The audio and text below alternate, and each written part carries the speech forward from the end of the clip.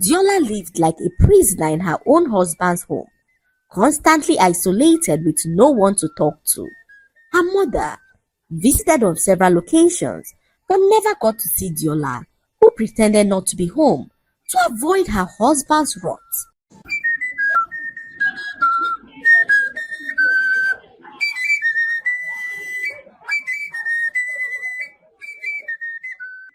Once upon a time, in the village of Ayetoro, lived a rich man named Kunle who decided to take on a bride. Kunle was so particular about the kind of woman that he wanted to marry, a virgin to be precise. He searched the whole village for a wife, and soon the entire village knew that Kunle was in search of a wife. Many women threw themselves at him, hoping to be chosen, but Kunle was completely put off by them, as their desperation proved to him that they were only after his wealth. Kunle kept searching the village and came across a young man who spoke to his friend about a woman that he planned to marry. She was still a virgin at 23, and the young man had only been able to pay half of her bride price and was looking for money to buy the remaining items on her bride price list. This conversation caught Kunle's attention as he decided to go in search of the virgin woman. Her name was Diola, and Kunle asked around the village for her and was directed to her home. Diola was from a very poor family and was the only daughter of her father. When Kunle arrived at Diola's home, he offered her father a huge amount of money to allow him marry his daughter, saying that he heard that another young man had already come forward to ask for Diola's hand in marriage and had paid half of her bride price. Kunle offered to repay the man double of the amount that he had spent and also promised to compensate Diola's father hugely for the inconvenience if he allowed him to marry his daughter Diola. Diola's father, on seeing the huge amount of money that was offered to him, agreed, as he could not pass the opportunity of having a rich man as a son-in-law. However, this did not go down well with Diola, who was already in love with Bemi, the young farmer who had sacrificed so much for her. Kunle succeeded in using his money to sway Diola's father into giving his daughter's hand in marriage to him, and all efforts by Diola to convince her father of her love for Bemi fell on deaf ears, as her father revealed to her that she was going to marry Kunle whether she likes it or not. He even went on to say that Bemi, the man that she claimed to love, was not deserving of her because he was poor and unable to provide the complete items on her bride price list. He said that Diola should be grateful to have a rich husband who was capable of taking them out of poverty. Diola could not contain her tears as she quickly ran to Bemi's house to inform him of her father's decision. Diola pleaded with Bemi to pay her bride price in full, as she could not stand being married off to another man. This broke Bemi's heart to see the woman that he so loved about to be snatched away from him because he was poor. He approached Diola's father the next morning to plead for more time to provide the remaining items on the list, but Diola's father called him a joker, warning him to stay away from his daughter Diola because the next time he sees him near Diola, he would make sure that he regrets the day that he was born. Diola was, however, standing by her window, listening to all that her father had said. She approached her mother, whose heart broke to see her in such a state. Diola pleaded with her mother to help her speak to her father, as she could not stand marrying a man that she did not love. When night came, Diola's mother decided to speak to her husband, reminding him of all the good things that Bemi had done for them in the past. Despite being poor, Bemi had always been so kind to Diola and her family. Before Bemi declared his intention to marry Diola, he had already proven his deep care and generosity towards Diola and her entire family. One time, this was before Bemi got to know who Diola was, Diola fell terribly ill and was rushed to the hospital, where she was told that she needed a new kidney. None of her parents were a match, and Diola stood the risk of dying if no suitable kidney was found. As her parents stood there in the hospital, deliberating on what to do, Bemi, who was standing close by, overheard their conversation and walked up to them to offer his kidney.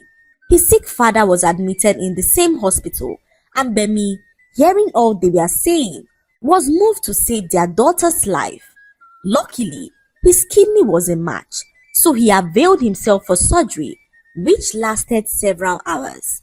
By the time he woke up, the doctors informed him of his father's death. This news broke Bemi, who was hoping for a positive news by the time that he woke up from surgery. Despite feeling terrible for his father's death, Bemi was comforted by the fact that he was able to save a stranger's life. As the weeks went by, Diola and Bemi recovered from their surgery, and Bemi ensured that he checked up on Diola as often as he could. That was how Bemi and Diola's love story began, as Bemi made sure that Diola and her family lacked nothing. He was a poor farmer who sacrificed so many things for them because of the love he had for Diola, and when he came to ask for her hand in marriage, her father happily agreed, saying that Bemi was already a part of their family. Diola's mother reminded her husband of Bemi's sacrifice for their daughter and the fact that Diola was still alive because of the young man's kidney, and her husband, blinded by the promises of a better life, asked if he forced Bemi to give out his kidney, and that Bemi did what he did from the goodness of his heart and should not be expecting anything in return. Diola's father's mind at this point was already made up. He went on to accept Kunle as his daughter's husband, and Kunle came forward to perform his daughter's traditional marital rites. Bemi tried all he could to stop this from happening, but nothing he did worked, as Diola's father's mind was already made up. He watched helplessly from a distance as the woman who he loved was being married off to another man because of his wealth, and this broke his heart because he never imagined something like this would ever happen to him after all his sacrifices for them. Diola was finally married to the rich man, and her father jubilated like one who had just been married off to the woman of his dreams. If one was not careful, they would mistake him for the newly wedded bride, as his jubilation surpassed that of the bride who had just been married. Kunle showered his wife Diola with expensive gifts and promises of a happy life. However, things quickly changed as Kunle began to show his wife his true colors.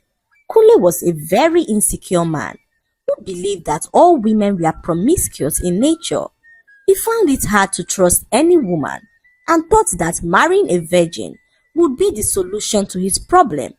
However, this was not the case, as Kunle's insecurity grew even worse after his marriage to Diola.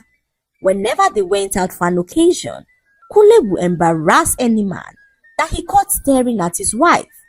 He even accused Diola of having an affair with the strange man and beat her mercilessly, stopping her from leaving their home, not even to visit her own family. No one was allowed to visit Diola in his home, not even her parents, and Kunle beat Diola up whenever he suspected that she left the house. Diola lived like a prisoner in her own husband's home, constantly isolated with no one to talk to. Her mother visited on several occasions but never got to see Diola, who pretended not to be home to avoid her husband's wrath. Diola's father, hoping to reap the benefits of having a rich son-in-law, decided to pay Kunle a visit one hot afternoon and was shocked at what happened. Kunle, his rich son-in-law, warned him never to approach his house again. He told Diola's father that he had paid everything they wanted for their daughter in full, meaning that Diola was now his property and that her father should never ask for anything again in his life. Diola's father could not believe his ears as he began to regret ever giving his daughter in marriage to Kunle. Diola could hear all that was happening and never dared to confront her husband because she was so terrified of him. One morning, as Kunle was about leaving the house, He handed a strange-looking belt to his wife, ordering her to wear it. Diola looked at him confused, but was too scared to ask any questions. She quickly wore the belt, which Kunle locked with a big padlock, warning her never to take it off until he gives her the permission to. Kunle then left the house with the key, and Diola stared blankly in confusion as she was confronted with her new reality. Diola stood in the middle of the room, locked in not only the invisible cage called marriage, but also a physical cage which hung heavily on her waist, reminding her of her husband's profound insecurities. The belt was so heavy and uncomfortable, and Diola struggled to live with it. She would stand and wait every day for her husband to return to free her from the shackles that he had bound to her. Whilst Diola suffered for her husband's insecurities, Kunle roamed freely, pursuing other women in the village. He squandered his wealth on anything that moved on skirts and spent the bulk of his time satisfying his urge with other women, while starving his wife of his attention and affection. One night, Diola waited up for her husband to return, but Kunle never returned. Tired and exhausted, she fell asleep and woke up early the next morning to realize that Kunle had still not returned. Another day passed, and Kunle was still nowhere to be found. Worried that something terrible might have happened to her husband, Diola left the house in search of him. The pain from the belt made it impossible for her to walk properly as the steel cut deep into her skin.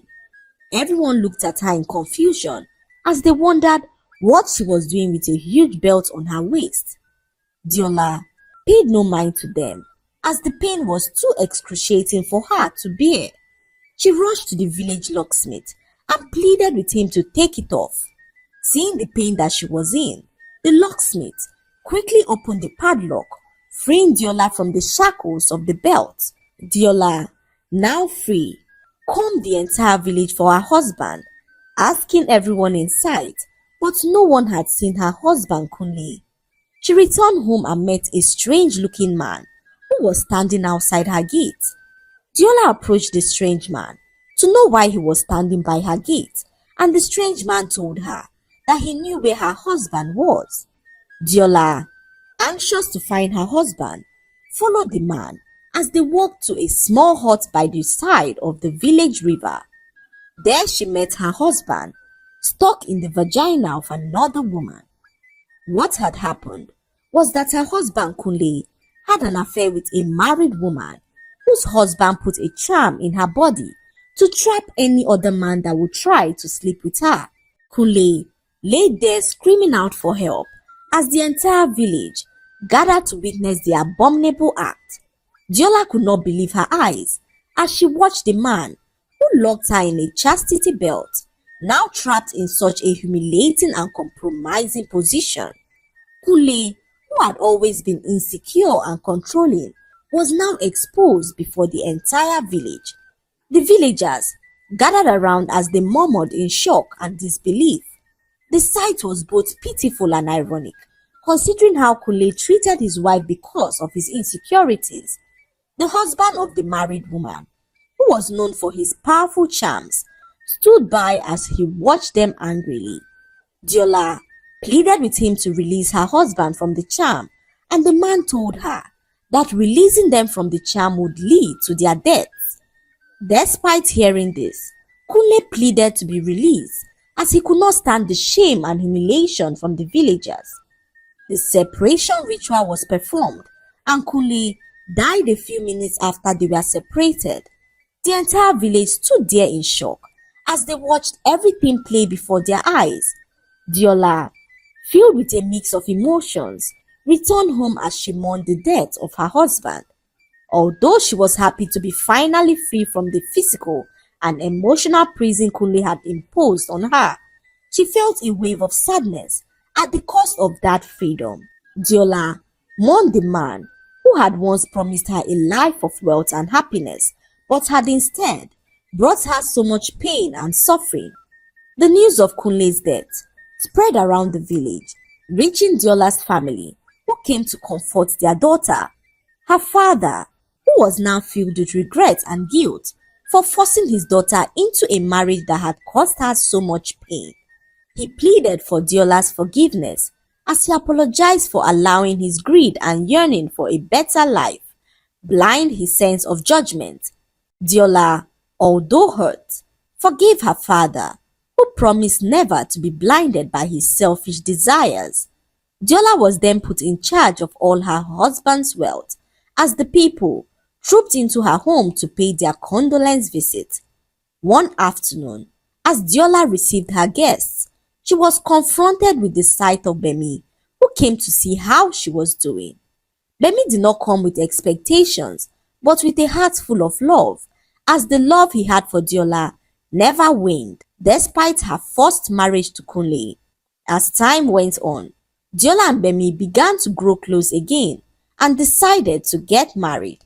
The entire village, as well as Diola's family, were solidly behind them as they watched their love blossom before their eyes. Bemi showered his wife Diola with so much love, a love that she never imagined possible after being trapped in a loveless and terrifying marriage. That was how Bemi and Diola finally got married and moved to their own house after their love was stolen by an insecure man who used women as tools and believed that his riches could get him anything in life. The same riches that Diola and Bemi ended up enjoying all the days of their lives. The lesson to be learned from this story is that we should never allow greed lead us into making unfair decisions. Always remember that the love of money is the root of all evil. Learn to show appreciation to those that have been kind to you. Also treat people the way you would like to be treated, as only then would we live in a peaceful world. Every action has a consequence, so live right and treat others with love and respect. I hope you enjoyed the story. Like, subscribe and leave a comment. It helps us grow our channel. I'll see you in our next story. Bye.